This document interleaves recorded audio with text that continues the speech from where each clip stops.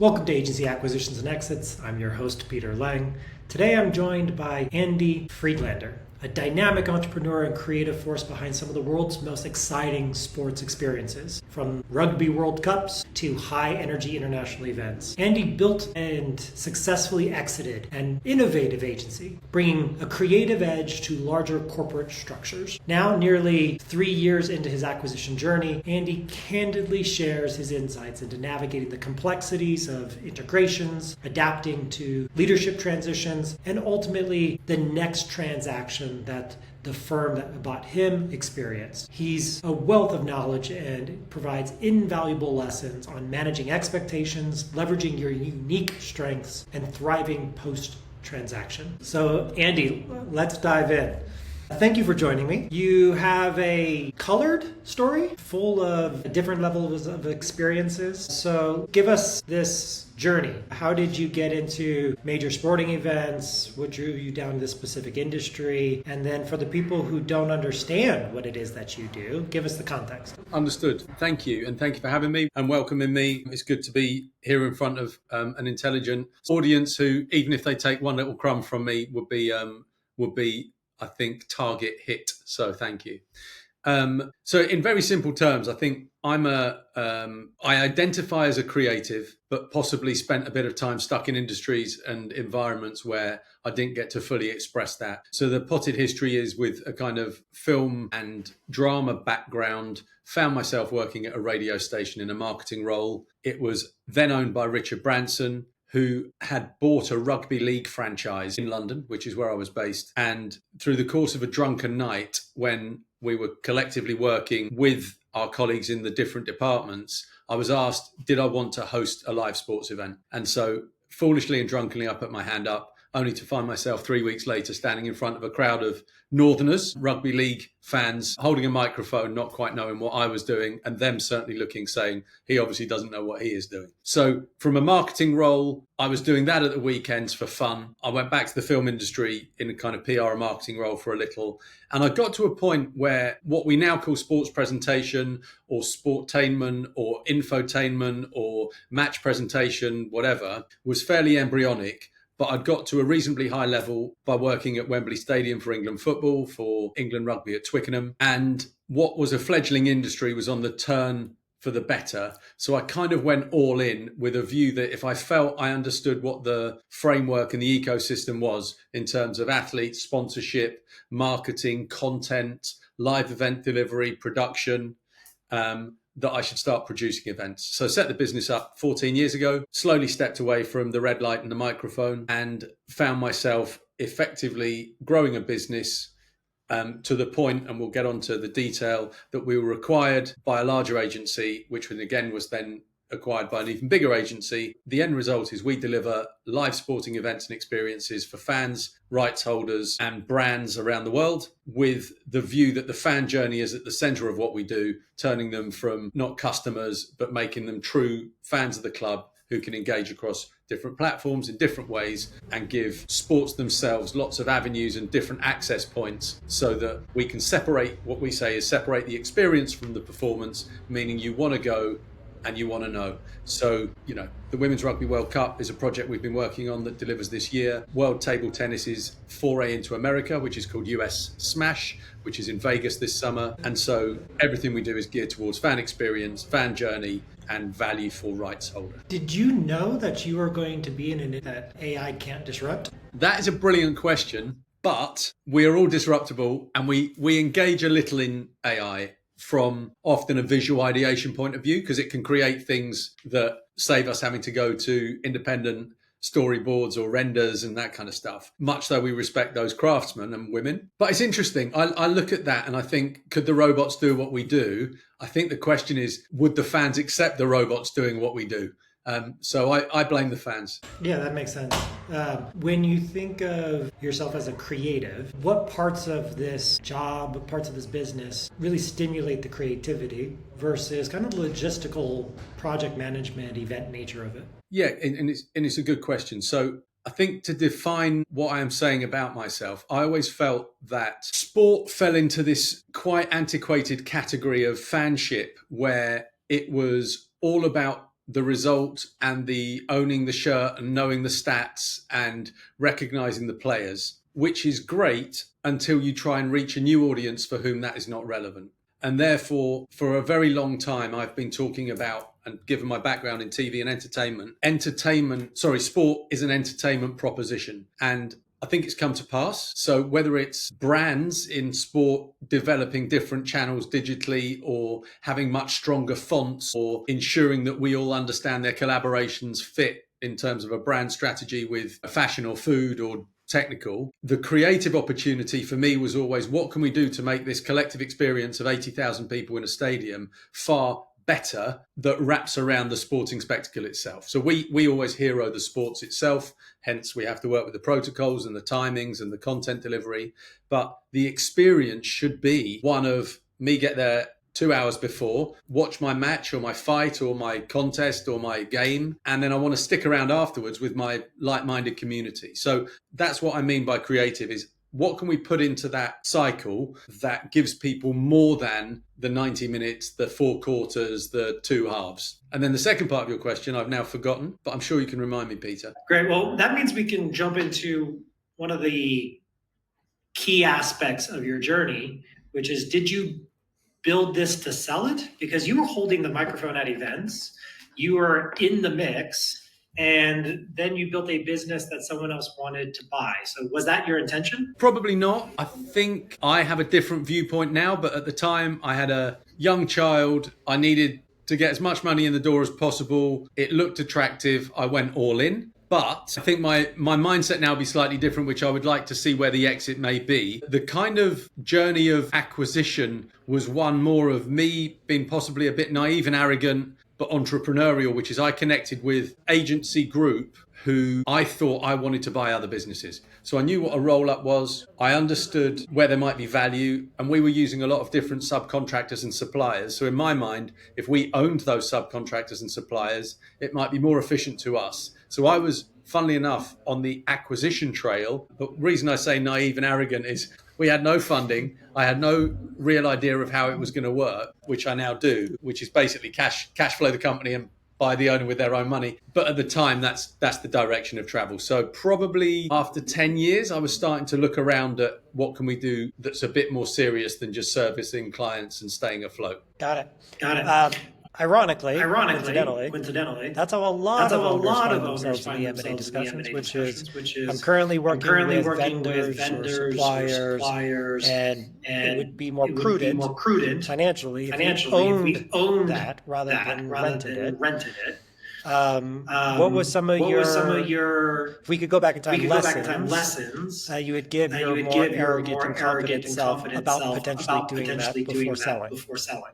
Ooh, I think we sold at the right time. Just for the record, I think it was the right partner at the right time. But prior to that, I would look beyond just the balance sheet and the P&L and understand a bit more about the chemistry and the potential, because it's quite easy, ridiculous though it sounds, to put together a spreadsheet that justifies the purchase of a business, but the cultural overlap is super important. So let's take a PA business that's got a whole bunch of AV equipment. If we had have looked at one and bought one and made it financially sensible, then that would have worked. But that was only on the Excel spreadsheet. In reality, the few we looked at some had mad owners, some had, I guess, targets that were not aligned with reality. Others still felt that they wanted both they wanted their cake and to eat it. And so looking back in time, I was making the right moves, but I didn't have, I guess, the rich mindset about understanding a bit more about the people and the culture, not just about the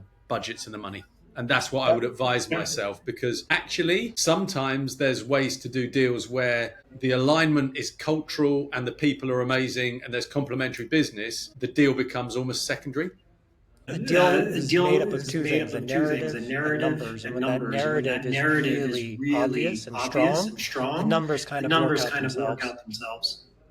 Yeah, I think that's fair. And I think, and look, this is talking about acquisition and merger, but there's not always a justification for formality. Sometimes it might be better that the two parties just have a loose agreement and that works. I don't necessarily think, because of the distraction, because of the integration, that the businesses necessarily benefit from officially connecting with each other.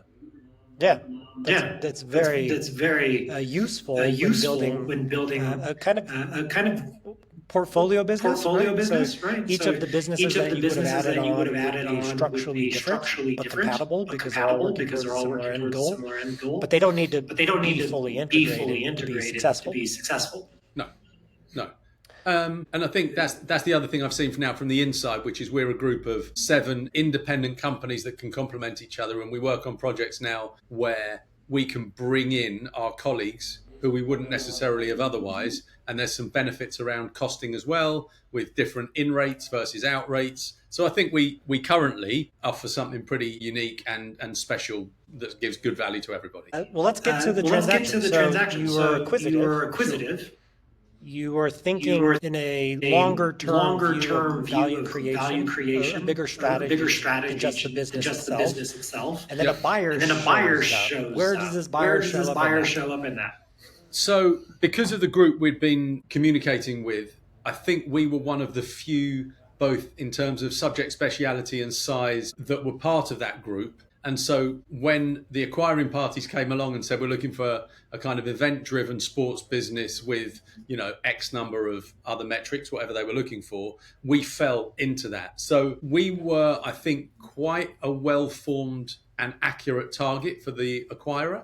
And so hence the intermediaries got in touch, we started conversations, and, the meet and greets and handshakes and conversations started. Obviously, we weren't for sale, Peter, but anyone negotiating themselves in and out of a deal always says that. But I think the timing was quite good for us. We'd been looking for ways to grow. We'd been looking at formalizing a few partnerships. So the idea of hitching to a bigger organization with ambition and some of the back office services, some of the network, some of the operational capacity to deliver internationally, there was a lot of... What was some of your assumptions around how these deals get done versus how it actually got done? Hopefully the people watching and listening to this will resonate with what I'm about to say, but actually the assumptions tend to come from external sources. So you're having a drink with a friend and you go, we're talking about selling the business, and you either get the enlightened ones who talk about detail and positivity, and the fearmongers who say, they're just going to buy you and rip you apart and take you over. And therefore, as someone who hadn't done it before, I tried to sit as cleanly as possible in the middle and really understand the implications. So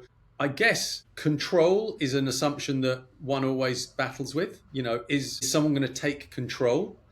And autonomy is another one, because if any business owner has taken it to a certain point, I think they need to accept that by joining with someone else, it's to take it to another point. The old phrase about, what got us here doesn't get us there. And I think the other thing is I did look probably not deep enough, because I wasn't educated in this, at what sits below the surface of the synergy. So, individuals exactly involved, some of the processes and systems where we might benefit, as opposed to just, client, type of work, location.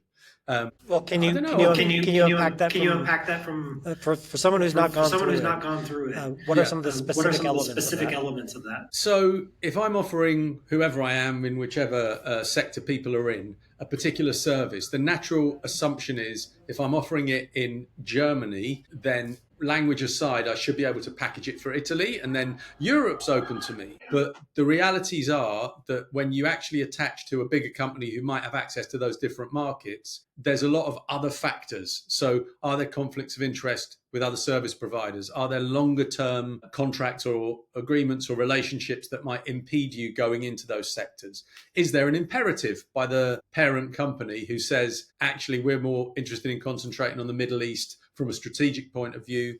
And I think the other part, which is a little bit difficult to assess sometimes when you're close, and particularly owners who are in this process, is other than your immediate financial reward or the 3-year earnout or the share purchase agreement, what are the broader imperatives of the bigger group or individuals involved? Because that is going to have a bearing on how you perhaps steer or operate your business. So is it imperatives, or would it be expectations?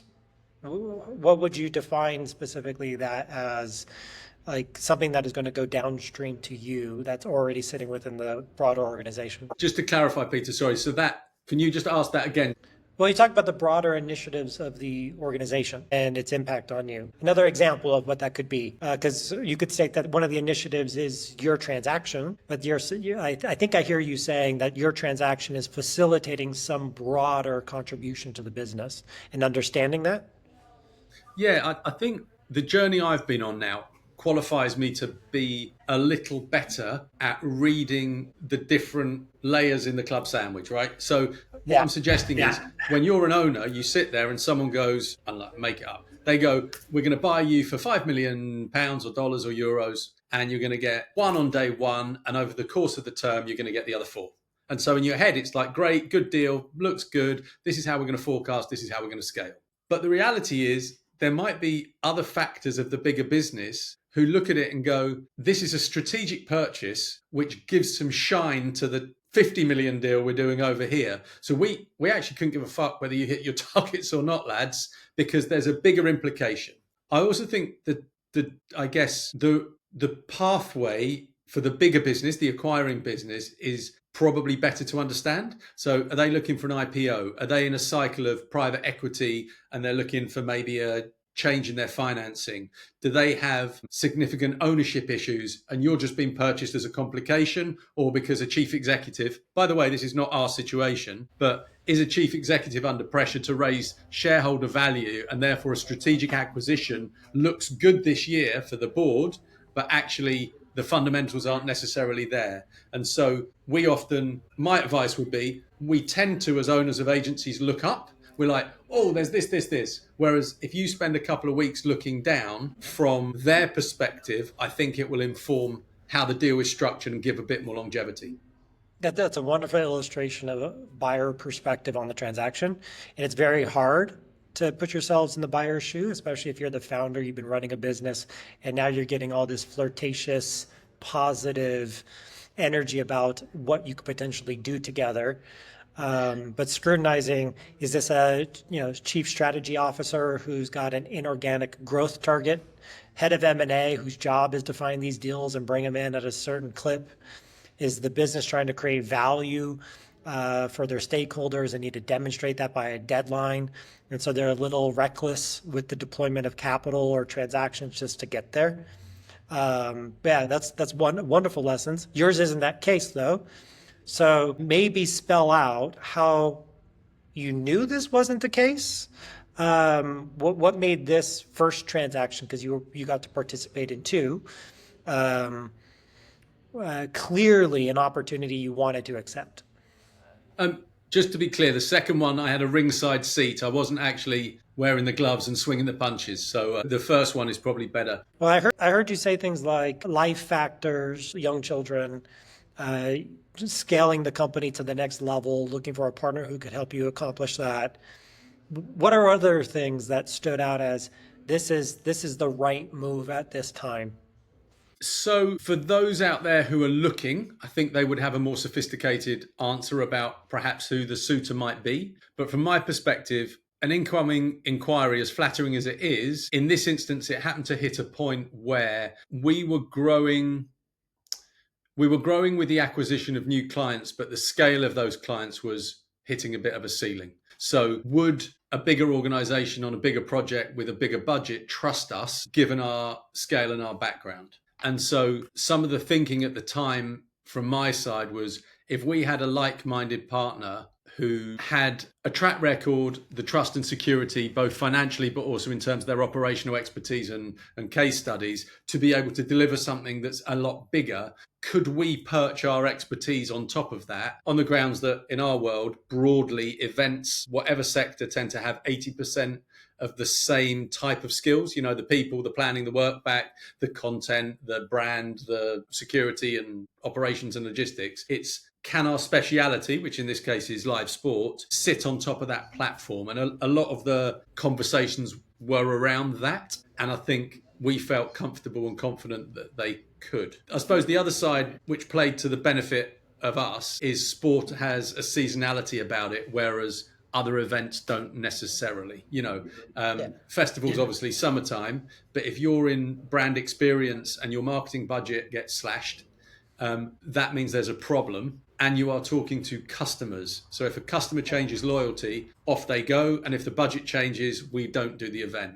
Whereas sport is a little bit protected from that. Both fanship is pretty pure. If you support, Team X, that is retained. So you're not a customer, you're a fan, which has different cultural and psychological benefits. But then the other part is there will be a Super Bowl, an FA Cup final, there will be a European Championships every year. So we provided some seasonality, which was attractive to the acquirer. So it gave us also a stronger chance to kind of plot where the symmetry and crossover was. Yep. How much of what you envisioned the strategic partnership after the acquisition, how much of that was actually expectations that were really matched? So, and I'm happy to kind of share and be honest, because I like and respect all the guys we are working with, and now we are, I would say, fully integrated. We're going through the gears and it's working really successfully. I think we were left alone in year one, and for the first 6 months, without expectation, you don't know how much crossover there should be. So we're communicating regularly, but we were kind of left alone in terms of overlapping our communications, internal systems, softwares, platforms, security, integration with various bits of software on forecast and finance through to budgeting and staff resource, right? So And was that by design, or was the expectation limited intervention year one, or what do you think caused that? well, I think, to your word, expectation, I didn't quite understand or know what to expect. And back to the assumptions made by, people throwing in their shit knowledge in the process of the acquisition. Some would say they're going to come in and take over and steamroll you and enforce this upon you, which I anticipated a little more, but they didn't. And so maybe I saw that as a positive, but in hindsight, I would say fast integration is possibly the most important thing you can do, as long as it's not at a cost to maintaining your momentum and keeping your clients happy. I hear you saying fast integration, especially given the fact that you've had success post successful integration, would have been beneficial to the organization. Yeah, and I think looking back, I think what we should have done, and this would have benefited all of us, is rather than just look at the client list and the balance sheet, I think there should have been a bit more show and tell around how things were done, not just what was done with whom. What's a specific example of that for someone who would be in your seat in the future? Rewinding to where we started this and me identifying as someone creative, I think my operational experience was good, but it wasn't superb. But we were bought by an agency who had brilliant operational security and systems and the ability to put resource in the right place at the right time. And now we're working on some of their systems, and the way they hang together, it's a lot smoother in terms of filling the pipeline, delivering on people's expectations in the pitch process, following up with client services, delivering content and creative securely, the management of people on site, the budget transparency, like all these things are great. But I think at the time we were required, we were doing, I'll give us a kind of BB plus, but we joined an A plus agency. So we should have probably come flying out the gates with, let's just move wholesale into your ecosystem. And then, yes, it'll be a bumpy 6 months. Maybe we get some more resource to manage our existing workload and client base. But from then on, the springboard will be fully kind of, I guess, cocked in gun terms to shoot us into the stratosphere. So that delay meant our year two wasn't quite to forecast and expected. So in retrospect, integration square one would have been my advice and what I would do next time. Especially given the deal terms. Presumably there was incentives for you to perform year one, year two. And was there any animosity, any tension initially where you're feeling like you're not getting the support to hit the financial targets that the deal was set? There's always some, but I didn't necessarily feel that pressure. I think the other part, when you become part of a bigger business, and again, no reflection on individuals because they're good guys, all of them, men and women, but you start as the new fun, shiny plaything. Woo, we bought a sports business. And then you deliver a major event and the news on the back pages is saying major sports event, and everyone gets the pride that they were involved and, oh, that's our colleagues and those are the guys. And that's cool. That's like fun. We're used to it. Again, not complacently, but we work in that world. When that shine starts to go off and the other projects start, or the other businesses that are required start taking that position, it's about jostling for the attention of the bigger business to see where resource can be allocated more effectively for us. So this then goes back to everyone's favorite word, but alignment, and ensuring that we're all aligned on what we're trying to achieve and those resources are allocated accordingly. Before you move on from that, because I'm curious, what are some of the tactics you experienced were productive in getting that attention? I mean, you can give people tickets to events, Andy. So, I mean, come on now. So my favorite Jerry Maguire quote, this is not show friend, it's show business. So if you win business and your income goes up and you've got good, cool projects and you've got a great pipeline, ultimately we're all here to make money. And so, the moment you start winning things, you start getting the attention of the bigger business who don't care about your trifling staff issues or your lease concerns or whether or not your computer got covered in water, which is my classic trick. What they care about is we want to see a big juicy pipeline and we want to convert those into opportunities we can put on the P&L. And so when you start doing that, understandably, and by the way, justifiably, you then get the ear of the people who can allocate resource to keep that momentum, which is, we find ourselves in that position now. You went from being kind of the jewel in the crown, we got this event business, to kind of juxting for attention in a corporate structure. What were some of the things that you felt you needed that you didn't get that you ultimately received once you started winning new business and performing?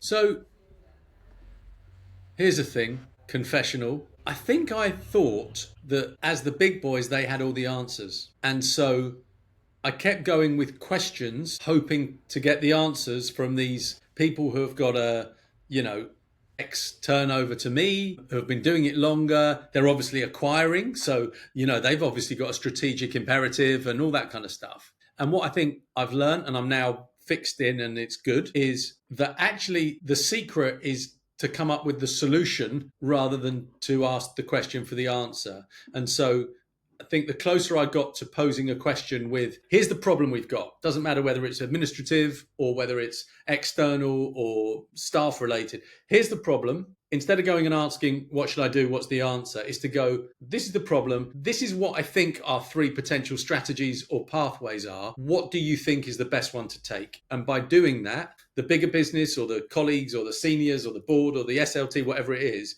are actually then generous enough to give you an understanding of, well, we would do that, but this is going on. Or that seems like a good idea based on my experience, but what happened last time is watch out for these kind of things. So it then becomes a steeper learning curve, but you get far more insight and actionable, I guess, strategy. If that's making sense. I know I'm that's a wonderful advice. A lot of the expectations you described when you were interacting with the naysayers of an M&A deal was you're going to lose the autonomy and the freedom to make decisions. And what I hear you saying is it's not that you lose the ability to make decisions. It's that you should come to the table with the solutions and decisions you think are appropriate given the problem, rather than just deferring that to your new buyer or the new boss. Yes, but if you even think about the terminology of parent company, the implication is that you are there for a child. So children turn to their parents and go, what should I do in this situation? How have you changed? If you were to relabel it, you're creative. How would you describe then this relationship as a metaphor with the parent company? So we don't call it parent-child. Well, first of all, I am, but I'm not a creative tap that can be turned on and off, Peter. I'll think about the day rate and what project we're trying to achieve. How would I reframe it? I don't think there's a natural familial analogy that we can lean on. I think I use the word ecosystem a lot. I think there's a natural allegory where the big oak can only survive if, the other trees sometimes die to feed it, sometimes part ways to give it more light, can house the squirrels. Like I don't want to sound a little too Alan Partridge, if anyone who's watching or listening is following me. Analogies aside, I think the reason I use the phrase ecosystem is we're kind of all in the same environment together, and we all ultimately rely on each other. Some are going to grow, some are going to shrink, some take the water, some the sunlight. But we all kind of work like a mycorrhizal network, kind of helping each other. That I think is the secret of the success, rather than, as you said, defining it as different levels of parent or child or report, or it's a bit more biological, perhaps. Yeah, that's a wonderful visual on something that could be easily described as corporate structure. And having that in your mind's eyes, you're interacting with the other companies and the other departments, probably allows you to have better expectations around the support, around the collaboration versus the draconian tyranny of corporations telling you what to do every single day. So, yeah, you don't normally hear it described as an ecosystem unless it's an ecosystem of peers.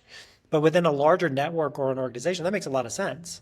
What did your team think of the transaction? What kind of feedback were you getting during the integration process? So I think at the beginning, different people took different viewpoints. Some saw it as an opportunity and kind of could see what was in it for them. And I think those are the people who really made the most out of it and really benefited from it. I think there were a few who were scared of change and also felt, I want to work for a smaller business and therefore I don't want to be caught up in a perceived corporate structure. And I think just a quick aside on that, Peter, I think just while I was listening to you there, the hierarchy in the corporate structure is very different from the organic ways of working. And I think, again, the mistake I made and maybe other people could or would make is that you see this fixed hierarchy, like, he reports to him and she reports to there and she's in charge of this department. Whereas it's not quite as straightforward as that. It's relationships and human beings who are a bit more, as you said, organic. So at the beginning, people, some thought great opportunity, others didn't. Once we got kind of rolling, I think there's a lot of security when you're with a bigger business in terms of understanding that the structure is there to serve you as an employee, whereas small businesses carry an inherent risk. So particularly if they're founder or owner led, if something happens to that individual, the ability for the business to continue potentially hampered. When you are part of a bigger organization, employees or department heads then sit there and both see opportunity, but also a little bit more security. So that's a positive. Double tapping on that, is there anything that you would do differently about preparing the team at any phase of the transaction to kind of self-select out earlier or to prepare them for expectations post-transaction? Yeah, I think there were small things I'd do differently. I think the key part, and it depends how people relate or let's say you've got a business which has got an owner founder who owns 75% and the other 25% is spread between a bunch of key employees, partners, funders. Ultimately, you as the 75% shareholder have the right to make whatever decision is suitable for you. And therefore the responsibility is to take people on the journey and see if you can express to them the benefits to them of being part of a bigger organization. One challenge, I guess, is if you do start talking to other people, back to alignment, the 5% owner might be thinking, I like it as it is. I don't like change. I've just bought a new whatever and I need to pay the rent or the mortgage and I don't want upheaval in my life at this point. Or they have a familial situation or a mental health imbalance that they want to address. I don't know, but they potentially have influence over your decision. If you're the owner or the founder or the main shareholder, I think you have a duty to yourself first to make that decision and then a responsibility to sell that story to everybody else. But, they're complicated and it obviously depends on if someone's in a 50-50 partnership, that might cause further issues. But I found myself as it was technically myself and my wife 100% shareholders, that was a relatively easy decision to make. To the integration piece, I just think we should have done it a bit sooner, but everyone's on board. If you don't mind, I'm always interested in hearing the personal discussion. So you and your wife are sitting down talking about this opportunity. You have, was it one child at the time? Yes. I mean, despite the fact we're spending, the best part of 45 minutes an hour talking about it, in reality, it comes down to how does it impact my life? As in, Yeah. am I going to work harder longer? The answer was probably no, I'm not, because I'm already working as hard and as long as I can. So if there's a positive benefit there, obviously the family feels that in a good way. I was working because it's sport a lot of weekends, and this was an opportunity to push some of those weekend commitments into other people's workflows. So that was an upside. From a financial point of view, my kind of salary didn't change dramatically, but the incentives and equity events did. So we're then talking about what is the impact of that immediately, midterm, longer term. And so you consider what that might look like. And I guess those coupled with a little, Richard Branson, I've mentioned before, had a book called Screw It, Let's Do It. It also comes down to sometimes just going, yeah, fuck it. Like, we've been going in the same way. Maybe change is needed, and you got to roll the dice sometimes. And I'm probably a bit more of that character than looking at the forecasts and hitting calculators. And I just, you sometimes feel it's time. I felt it was the right people, and I stand by that. And she agreed, and she's smart and offered actually some real insight into the individuals that we were getting involved with because she met them. But yeah, ultimately the decision. Had to be good for your family. But you have to consider all these factors. Yeah. When you talk about the first transaction, you now have made it through. You've been integrated, although delayed. We're fully integrated. When did your buyer become a seller? So there were known timeframes around their financial position. So again, all positive, but in terms of how the business was funded and partnerships around that bearing in mind this has all happened throughout the period of COVID, which had a major effect on all aspects of the event industry. So I think that delaying, again, things I was not party to nor need to be, that possibly delayed some of the bigger term plans of the acquiring agency. So in the process of the business that Smile Creative, who purchased us, I would imagine there had been some board level conversations about what the next few years looked like. And I guess hence I said a ringside seat. I was fortunately informed, and I followed a little bit what was going on so I could learn and hopefully with what I had learned, navigate the bigger story with our business, because I am still obviously connected and incentivized. But, their decisions are theirs, and we were part of a group and obviously go along with what the group decision was. So that's kind of all I can say. It's above me, as it were, in terms of that decision-making rationale. But I also knew some of the individuals involved, the chairman at the time who had steered us. So the acquirer's chairman, who was awesome, I knew was involved in this, and he's liked and trusted across both businesses. So it's a good thing. I'm on board and proved to be the right move. Was there any strain of another integration? And I ask because a lot of people who sell into a bigger group or a bigger network are going to experience more M&A, more change. It's just usually a part of the process. And their fear of that is, well, I just got integrated. We just got our stride, and now things are going to be disrupted, or we're going to have to change again. What was true for you? So strangely, first of all, the people will hear who are watching this or talking about either side of the transaction that it is very time demanding. There's a lawyer to deal with, and then there's forensic looks at your accounts, and then there's staff planning, and there's, who's going to work in which office and when. And then are there other elements around credibility one needs to establish, references, case studies? Like, there's a shitload of work that goes into actually getting the whole thing wrapped up, which in turn will drain time away from finding clients, dealing with clients, doing work for clients, and maintaining the clients, because ultimately they pay us all. So given that, we benefited from not so quick integration to when our now parent company acquired the group, the streamlining of all the agencies in the group became a priority for the senior leadership team. So we actually, in my description, suffered a little with the attention deficit because the deal had to be done, but have then since everyone's put their foot on the gas to align these various businesses in the group. And that's been where we've really benefited. So it's kind of worked, I think, in our favor, because without the bigger acquisition, we might still be languishing a little bit, kind of trying to get attention. But the two things have worked in tandem. And as I said at the beginning, you win a couple of big jobs and you get some love and attention. We are now in this journey through a second transaction. How is day-to-day different from that period of time when you were an independent small company?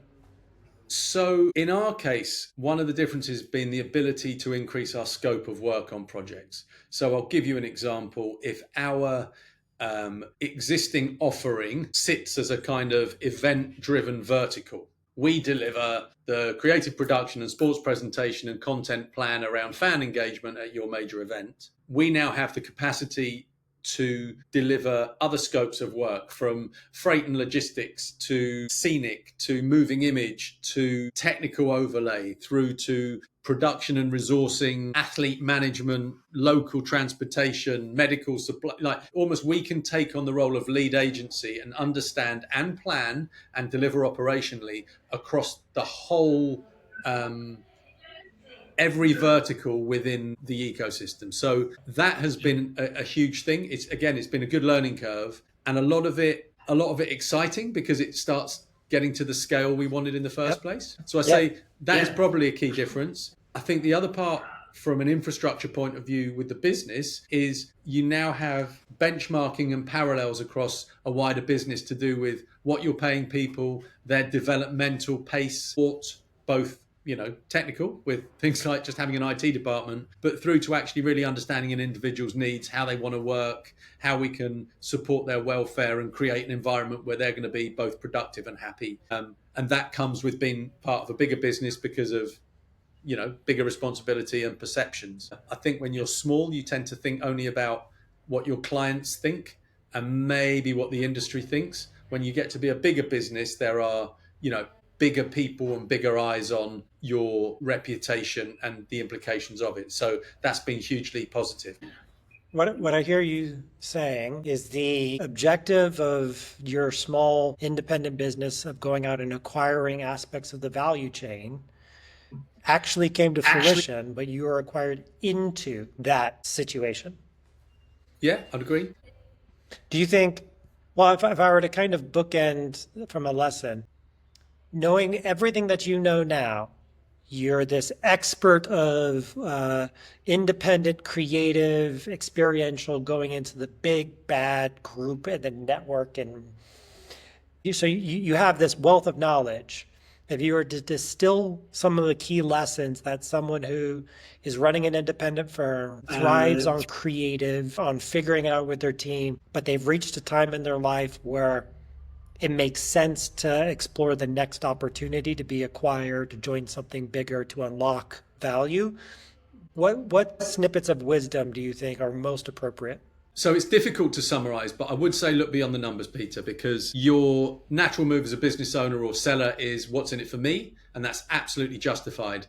But beyond the numbers comes the ability to achieve them. And so reading the characters and the individuals you're getting involved with, not just how they are at face value, but how they've operated in the past. And I would certainly look at talking to others who know them and get a little bit of a sense of their character. I think the other thing is, as we talked earlier about looking at what is incentivizing the bigger business, because how you as an owner or a seller fit into that bigger business is actually going to be crucial for the likelihood of success. And then I think people often talk about timing, but don't unpack that too much further. I think timing is not just about the sector, meaning is the sector right for development, or has some new technology allowed us to make more money, but is the timing right for you, and what does life in 5 years potentially look like with your master plan? Because again, the broad brushstrokes are sell your business, get a chunk of money, go and learn to play classical guitar or travel to Bali. The realities are that you will still hopefully have a bit more cash, but you'll still be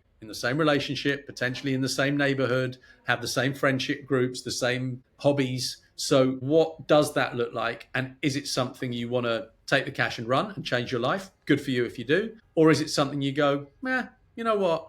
I want to continue in a particular direction or explore some other avenue. So in summary, think about your own personal situation and the timing of it. Make sure you understand the people you're getting into bed with and the ecosystem around them. Look beyond the numbers. And just have a think about maybe your gut feel and go for it or not.